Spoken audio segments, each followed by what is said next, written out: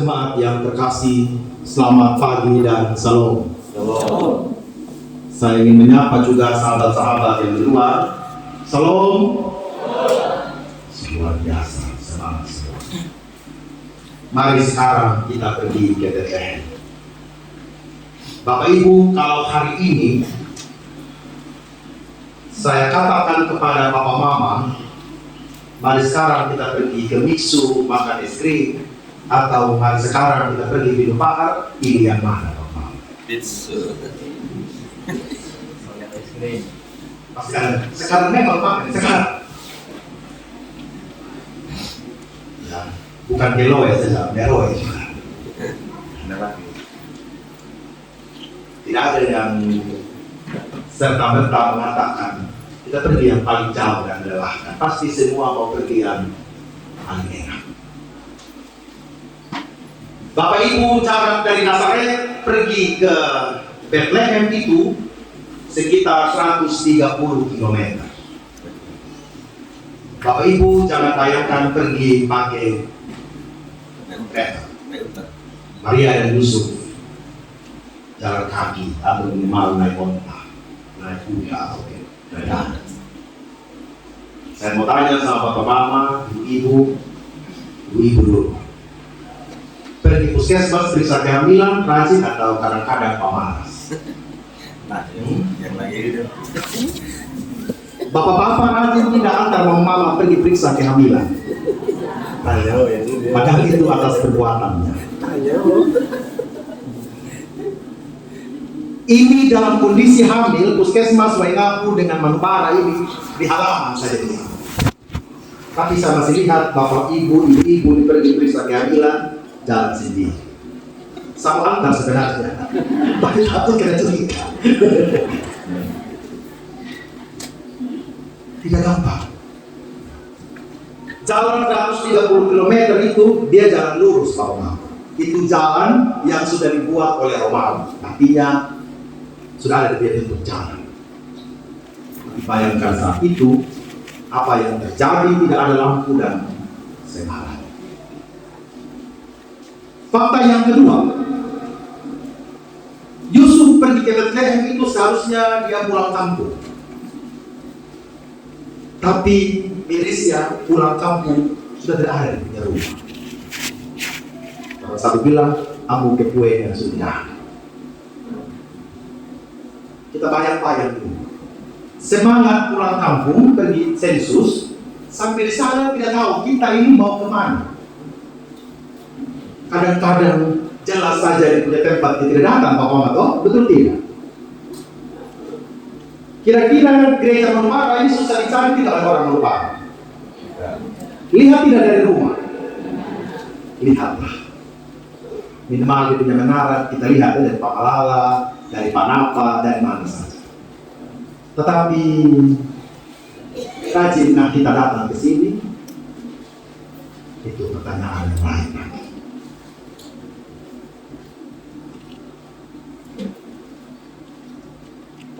Dalam ketidakpastian Yusuf dan Maria melangkah menuju ke Bethlehem. Mereka tidak tahu di sana ada tidak tempat bagi mereka untuk tinggal dan menantikan kelahiran.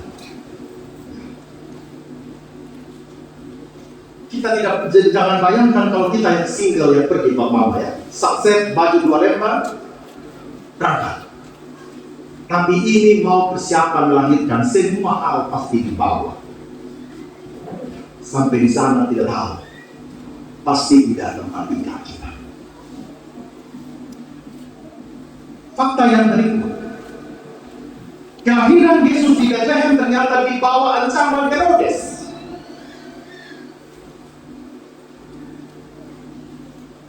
Herodes tidak menghendaki ada seorang raja.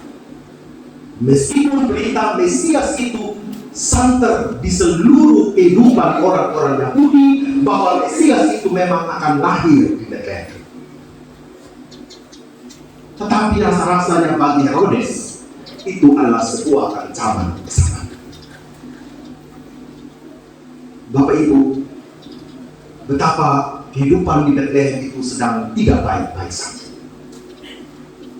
person demi person, orang manusia yang bersentuhan dengan Bethlehem saat itu benar-benar ada dalam seluruh ketidakpastian, dalam keletihan, bahkan juga mungkin dalam seluruh kekecewaan, bersungut-sungut di jalan, kapan kita sampai dan lain sebagainya. Fakta yang berikut juga di Padang Efrata. Kalau Padang Efrata rasa-rasanya dekat dengan Bethlehem, sekitar 4-6 kilo. Menghadirkan berita keselamatan ini kepada para gembala yang sebenarnya tidak memiliki hak apa-apa di dalam ranah hukum, bahwa mereka adalah orang yang menyaksikan kelahiran Kristus Sang Juru Selamat itu. Bapak Ibu bisa bayangkan para kaum duafa, kaum yang sangat rendah. Kalau di India namanya kaum paria ini, tidak punya hak apa-apa, tetapi oleh kekuatan Allah mereka diberikan hak. Rasa-rasanya juga tidak semua orang serta-merta mempercayai kata itu, apa yang disampaikan. Tetapi faktanya adalah mereka yang pertama mendengarkan tentang berita keselamatan itu. Dalam seluruh pendengaran dan perjumpaan bersama malaikat, ada respon yang mereka terima. Mari sekarang kita pergi ke Bethlehem. Dengan seluruh realitas yang terjadi di Bethlehem, dengan seluruh keadaan di balik layar di Bethlehem, bahwa di Bethlehem itu benar ada keselamatan. Tetapi keselamatan itu bukanlah perkara yang mudah. Keselamatan hadir dalam berbagai macam resiko-resiko yang kalau kita tidak kuat dan mampu, kita akan menyerah.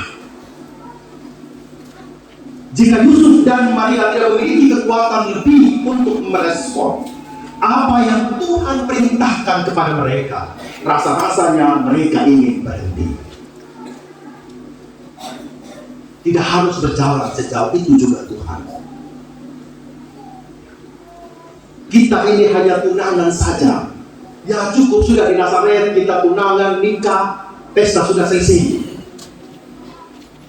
Tetapi ini harus berjalan jauh ke tempat yang sangat beresiko. Tetapi di sana ada keselamatan.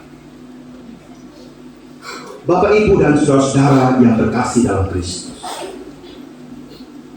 apa yang ingin Tuhan katakan kepada kita hari ini? Yang pertama, keselamatan yang kekal bukanlah hal yang mudah, tetapi sangat berisiko. Ketika Papa Mama mengatakan saya orang Kristen dan sudah diselamatkan, tidak ada jaminan yang mengatakan bahwa kehidupan itu semua akan baik-baik saja, akan mudah saja. Tetapi di dalam Kristus selalu ada kekuatan. Mungkin kita bisa bilang, katakan, Tuhan, terlalu berat saya punya pergumulan hidup. Sekarang kita balik. Pergumulan hidup yang terlalu berat, atau kita yang kurang mempersiapkan diri dalam menghadapi hidup ini. Ketika kita mengatakan, Tuhan saya capek, saya bosan, jangan sampai kitalah yang tidak siap dalam iman kita untuk menerima seluruh resiko-resiko sebagai umat yang percaya. Ketika Bapak Mama masuk dalam kehidupan rumah tangga, itu adalah Bethlehem dan Bapak Mama.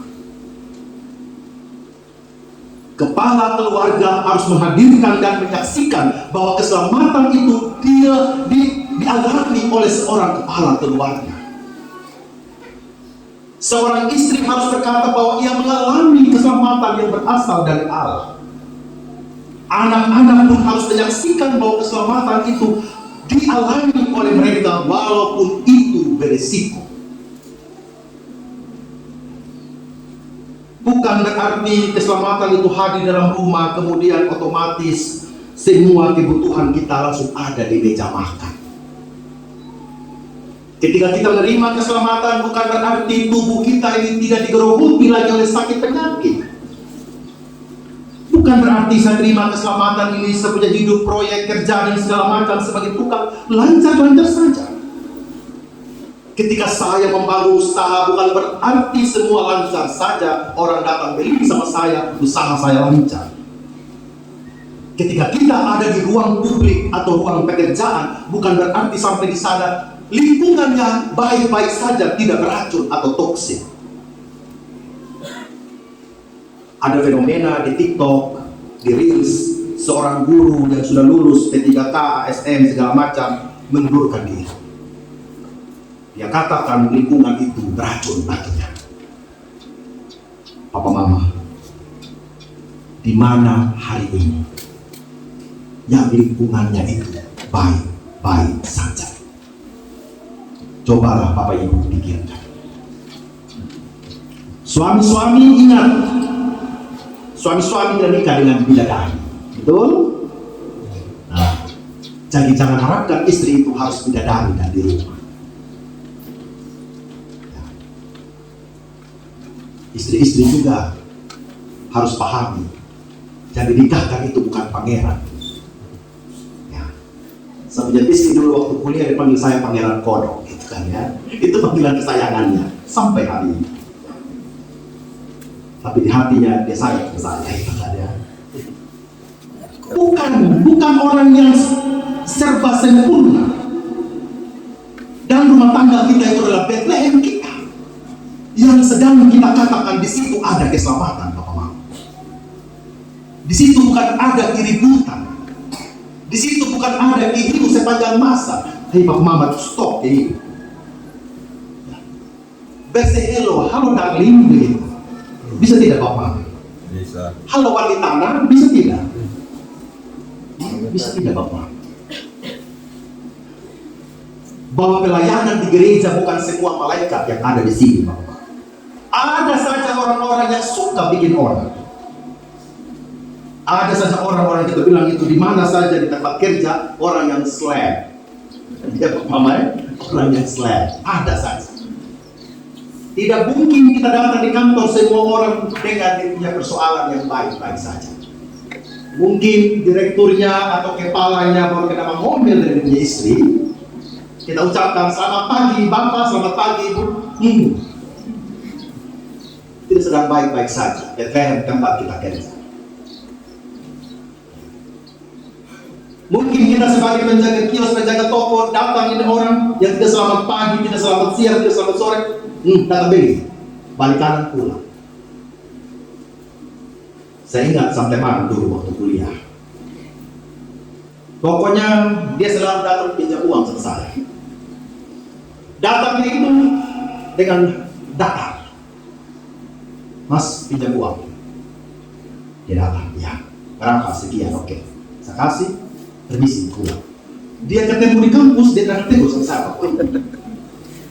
Dia ketemu di gereja, dia terang tegur, biasa saja, flat orang bilang. Nanti kalau dia janji kapan dia kembali, dia datang lagi kembali. Ini saya kasih kembali. Dia pulang sudah. Ketemu di gereja, ketemu di kampus, dia dingin-dingin saja. Terus saya bilang, iya sudah saya bilang, yang penting dia bahagia, gitu kan.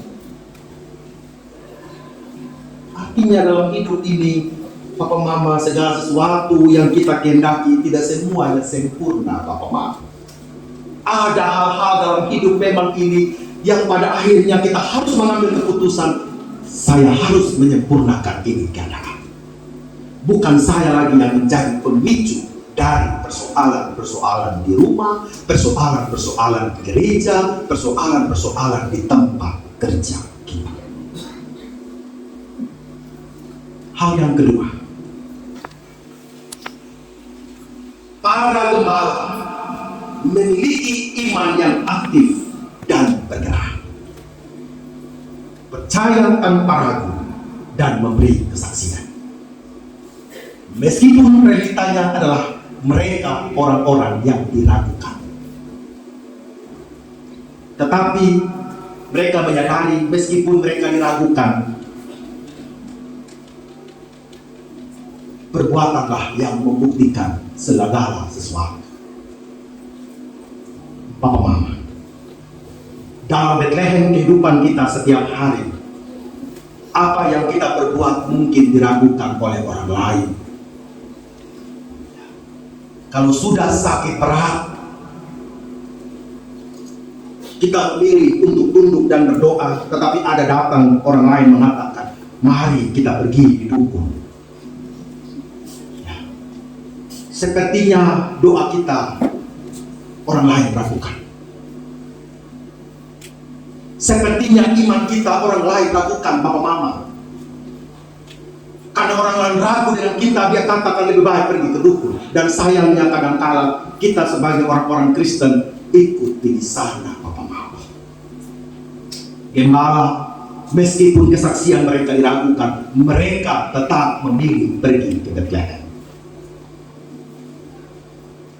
Dalam hidup kita mungkin orang-orang akan mengatakan, percuma juga kita pergi PA, percuma juga kita pergi gereja, percuma juga kita pergi segala macam yang bersifat rohani. Tidak ada guna juga hidup begini saja. Tapi orang lain tidak pernah tahu bagaimana kita bergumul. Amin.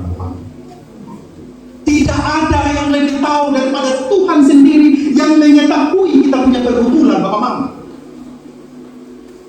Orang lain boleh menertawakan kita, orang lain boleh meremehkan kita, orang lain boleh menganggap enteng sama kita. Kau tidak ada apa-apanya, kau punya suami tidak akan berubah, kau punya istri begitu sudah, kau punya anak-anak masa depan suram sudah nanti.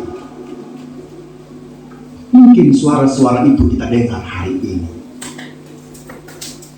tetapi Papa Mama, saya dan Papa Mama yang berlutut tiap malam di kamar dan berdoa. Dan mungkin karena beratnya ini hidup, kita tahu lagi mau ngomong apa dengan Tuhan. Tetapi Tuhan katakan, mari sekarang kita berdoa. Iman kita harus aktif sama seperti para gembala. Mereka berespon meskipun mereka tidak ada apa-apanya.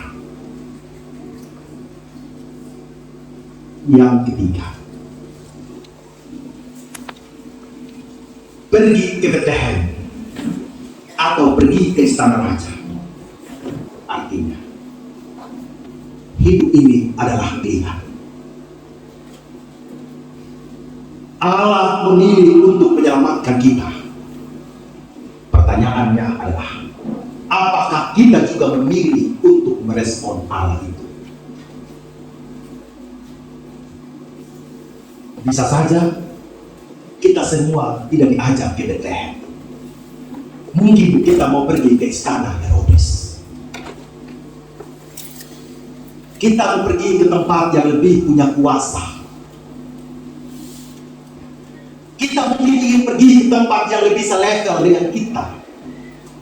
Saya ini orang kaya, saya tidak akan mau turun juga sampai derajat duduk dan gabung dengan orang miskin. Lebih baik saya pergi ke istana Herodes daripada pergi ke Bethlehem. Di sana banyak kotoran, banyak bau rumput, dan hanya gembala saja yang selevel dengan itu.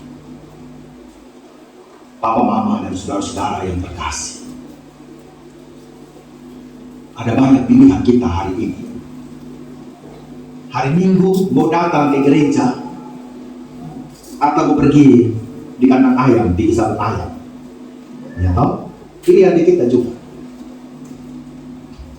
Mau menghadapi kenyataan dengan keluarga untuk berdoa atau mau cari miras untuk menyelesaikan persoalan.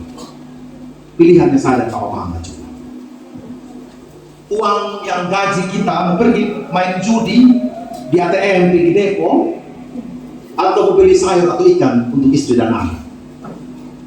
Betul tidak Bapak? Ini yang ada di saya nih Papa Mama. Ya, itu berkat yang kita terima Dari gaji dan air mata keringat kita mau bayar uang sekolah anak-anak atau kita mau main kasih kesenangan kita punya hati yang main judi. Pilihan ada di kita.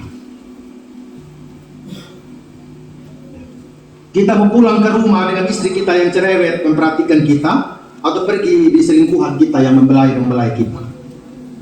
Pilihan kita juga.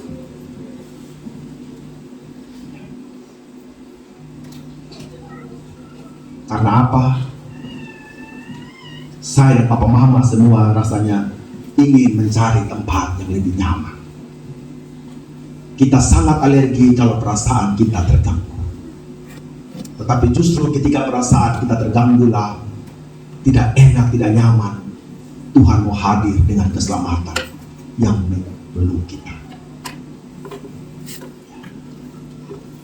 Dengan sakit, ada Adi Stephen di sini yang seminggu cuci darah 2 kali ya. Mau tetap berlutut sama Tuhan, menunggu cuci darah atau sudahlah Pak Pendeta, sia-sia saja. Saya juga tidak perlu berdoa lagi. Sudah terlanjur semua. Tidak bisa lagi dipulihkan oleh Allah. Saya punya anak memang amburadul begitu. Saya punya anak mantu tidak bisa lagi dikasih tahu. Persetan sudah Pak Pendeta. Saya tidak akan berdoa lagi dengan dia. Pilihan kita juga Papa Mama. Tetapi kalau Allah memilih kita untuk selamat, seharusnya kita juga merespon untuk selamat itu. Selamat menuju ke Bethlehem. Siapkanlah hati untuk semua risiko-risiko yang akan kita alami. Selamat Natal 2024. Tuhan menguatkan kita sekalian.